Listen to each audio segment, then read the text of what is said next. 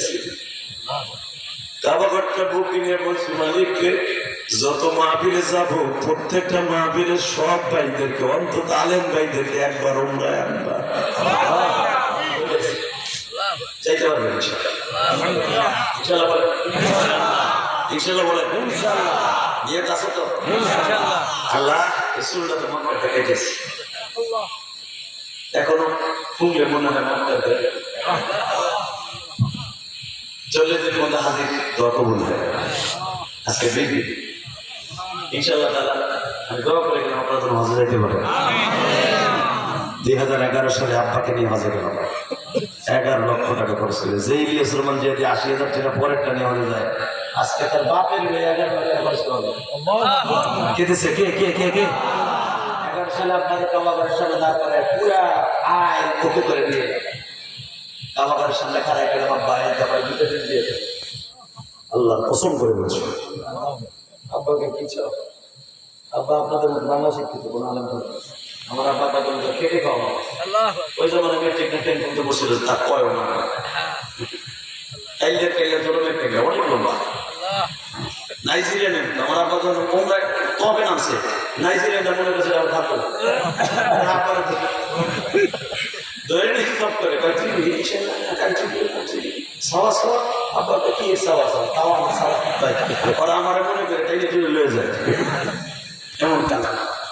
কিন্তু আই দিলে আমার মা ছিল অনেক কষ্ট, আলহামদুলিল্লাহ বলেন আমার মা জানেন আপনাদের মা আলহামদুলিল্লাহ বলেন। এইভাবে চাতক পাখির মিশাই থাকতেন, আমার ওয়াজ থেকে ওঠার কোনো সিস্টেম নেই, কারণ আমি কখন কোন কথা আল্লাহ আমাকে বাইরে করে আপনার চাতক পাখির শোনার জন্য পাগল থাকবেন, এটা আমার ক্রেডিট নেই, আমার বাবার দোয়া। এই যে কথাটা বলার জন্য শেষ করে দিব। কাবাঘর দরজার সামনে 2011 সালে আব্বার বুকের মধ্যে চাইতে ধরে কথা বলছিলাম, টাকা আনলাম আবার এটা কিন্তু বলতে যাবে, এটা কিন্তু মুসাল্লাহ নবী, এখানে 5খানা পাথর লাগানো আছে, এখানে আমার নবীর উঠে নারী পরিচয় হয়েছিল। এই কথাটা বলতে পারে আমার আব্বা তো আলেম, আলেম সারা দিন দেখেন নবীর কথা খতম করে কান্দে, সর্বনের মুরব্বী সিল্লার কান থেকে সর্বনের মুরব্বীর অধিকাংশ মূর্খ, এরা অল্পতেই নবীর জন্য পাগল হয়ে যায়। আলেম সহজে কান্দানো যায় ওয়াজ করে, মূর্খ মানুষ তো তাড়াতাড়ি কান্দানো যায়, এগুলো টাকি টাকি মতো হয়ে যায়। এই মুসলমানের ভোলা আমার আব্বা তো আলেম, তখন কইছে আব্বা এই যে মুসলমান এটা 5টা পাথর লাগানো কাবাঘরের রনের সাথে, এইখানে দ্বারা আমার নবী কি করতেন, এইখানে দ্বারা জিব্রাইল মিরাজের থেকে আসার পরে নবীর ইমামতি কেমনে করতে হয় শিখেছে। 5 ওয়াক্ত নামাজ আল্লাহ বলে দেয় নাই, কিন্তু 50 ওয়াক্ত নামাজ দেওয়ার পরে 5 ওয়াক্ত দিছে, ফজর যোহর আসর মাগরিব আল্লাহ শুধু ফজরের নামটা করে দিছে, যাই আপনি যে ওয়াক্তটা পড়বেন ওটার নাম ফজর। আলহামদুলিল্লাহ বলেন না, বাকি যে 4 ওয়াক্ত নামাজ আল্লাহ করে দেন আসমান থেকে, এই 4 ওয়াক্ত শিখাইছে জিব্রাইল ওই খারায়, এবং কোন ওয়াক্ত কয় রাকাত নামাজ এটাও শিখাইছে।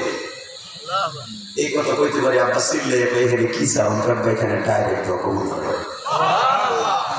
আপনার এইবার বুকের মধ্যে চাইতে বললাম আব্বা 1 নম্বরে আমার সাথে ওয়াদা দেয় আমার মায়ের মাফ করে দিয়েছে, আমি জানি তুমি মাফ না করলে আমার আল্লাহ কোনোদিন আমার মাকে মাফ করবো না গো।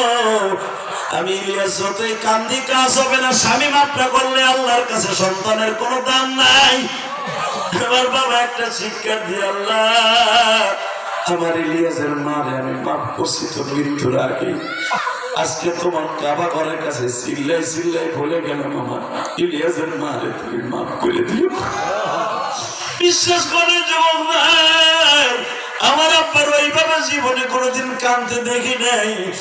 আমার আব্বা আমার ঘরের মধ্যে এইভাবে কপালটা ঠেকাইয়া বলি ইলিয়াস তুমি কি বললা বাবা, আব্বা এবার আমার একটা জিনিস দাও, তুমি আমার কিছু দাও। আমার বাবা বলে আল্লাহ ইলিয়াস যত মাহফিলে যাবে প্রত্যেকটা মানুষ আলেম হোক আর গায়ের আলেম হোক, আমার ইলিয়াসের কথা শুনে সবার চোখে পানি ফেলাইবা। আপনার আমার মাঝে কান্দেন, আলেমরাও কান্দেন, গায়ের আলেমরাও কান্দেন, এটা আমার ক্রেডিট নাই, এটা আমার বাবার দোয়া।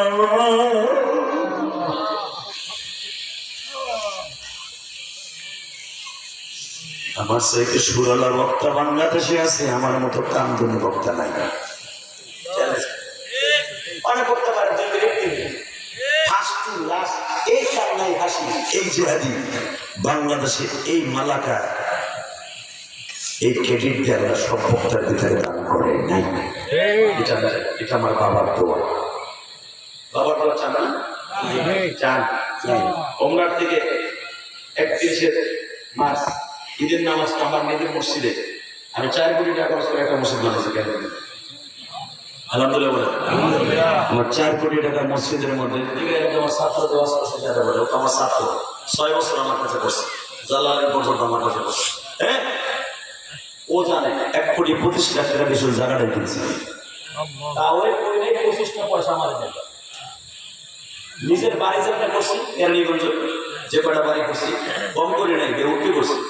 বাংলাদেশে কোনো বক্তার এত সম্পদ নেই ঢাকার বুকে যতটুকু সম্পদ আল্লাহ আমার দান করছে। আমার মায়ের দোয়া, আমার বাবার দোয়া। এই আসলে একটা টাকার মালিক হবে, কিন্তু সেদিন একটা মুসলিম মাদ্রাসা বানায় 4 কোটি 22 লাখ টাকা মসজিদ বানাবে। বুঝলেন না কত মাওলানা আছে? এটা তো হাসিনারা মনে করছে আমার দোয়া তাই। কারণ আমি আবার ইনকাম ট্যাক্সের খাই, ইমনাম আল ক্লিয়ার করে এই যে মামুনুল হকের দোষ তার 3 কোটি টাকা লাগছে, এটা ইনকাম ট্যাক্সের কারণে লাগছে। এই যে আইউপি যে একসাথে 55 লাখ দেওয়া লাগছে, ইনকাম ট্যাক্সের গাড়ি হচ্ছে ভারী হচ্ছে, ইনকাম ট্যাক্সের ধরেছে মোল্লাকে পায় না পাইছে যে ভাওটা এই লেগে ইমনাম আল ইনকাম ট্যাক্স ঠিক আছে। আমি জানি আমার পায়জামা আমি জানি আমি জুন মাস যারা আগে ক্লিয়ার করে দেবে। আলহামদুলিল্লাহ বলেন কামাইছে দেশে সরকার পাবে দিয়েছি, তোটা তুই বলেছি আল্লাহ ছেড়ে আমার। আর আমার যত সম্পদ সব ঢুকে দিছি ফাইলের মধ্যে। এই কাম এই চান্দু করে এদিক দিয়ে আবার করা মালা না। এ মুসলমান, আল্লাহর শুকরিয়া করবেন আলহামদুলিল্লাহ। আল্লাহ রাব্বুল আলামিন মসজিদ করার সুযোগ দান করেছেন একমাত্র আমার মায়ের দোয়া। আপনাদের সবার কাছে একটা দাবি রেখে যাব, আপনারা এলাকায় একটা মসজিদ মাদ্রাসা পূজা মাদ্রাসা করবেন। আমার মাদ্রাসায় প্রায় 300 মতো ছাত্র, আমি 1 টাকাও কারোর কাছ থেকে কালেকশন করি। আমার ওয়াজের সমস্ত টাকাগুলি এবং আমার বাড়ি ভাড়াগুলি দিয়ে আল্লাহ রাস্তায় খরচা করি। যদি আল্লাহ মাফ করে দেয়, আমার মায়ের মাফ করে দেয়, আমি অসংখ্য দোয়া করি আল্লাহ তার বাবাকে মাফ করে দেয়। এই মরার সাথে দোয়া করি, আপনাদের জন্য দোয়া করি, বেঁচে থাকলে আবার দেখা হবে ইনশাআল্লাহ। সবাই ভালো থাকবেন, সুস্থ থাকবেন। এখন প্রায় 11:30 বাজে, প্রায় 2.5 ঘন্টার মতো আলোচনা করেছি। যদি বেঁচে থাকে আবার দেখা